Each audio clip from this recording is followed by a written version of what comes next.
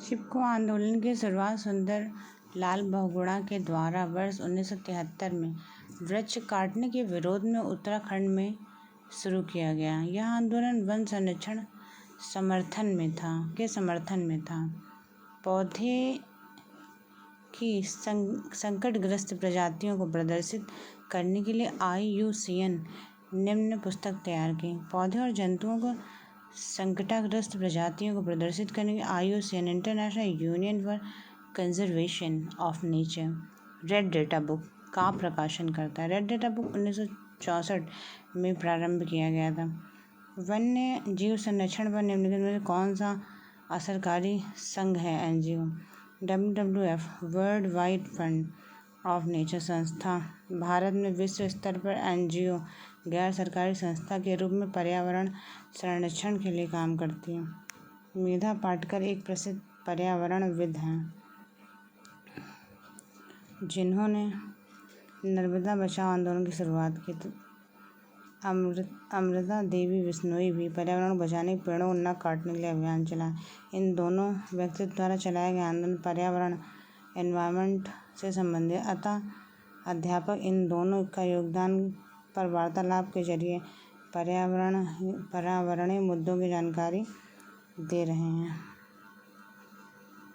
IUCN एक अंतर्राष्ट्रीय संस्था है जो विलुप्त हुए जीव, सुभेद्य जीव, आपत्तिग्रस्त जीव और पादपों से संबंधित डाटा बुक जारी करते हैं। इस पुस्तक में क्रांतिक रूप से संकटग्रस्त जीवों को गुलाबी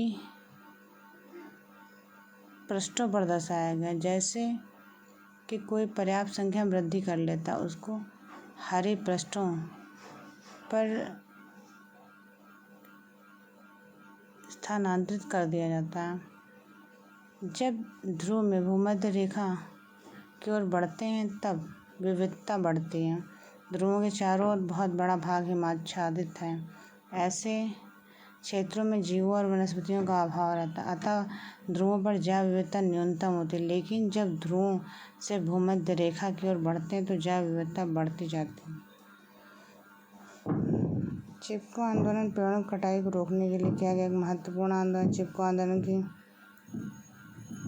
जानकारी।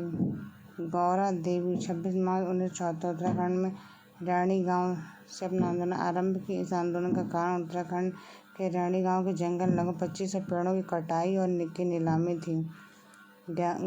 गौरा देवी और अन्य महिलाओं ने नीलामी के खिलाफ विरोध किया। ठेकेदार और सरकार के निर्णय में बदलाव न आने पर महिलाएं पेड़ों को पकड़कर खड़ी हो गईं, जिसमें गौरा देवी समेत 21 महिलाएं थीं। अन्य वन्य जीव अधिकारियों ने गौरा देवी की बात मान ली। चिपको आंदोलन और रैणी गांव का जंगल नहीं काटा गया।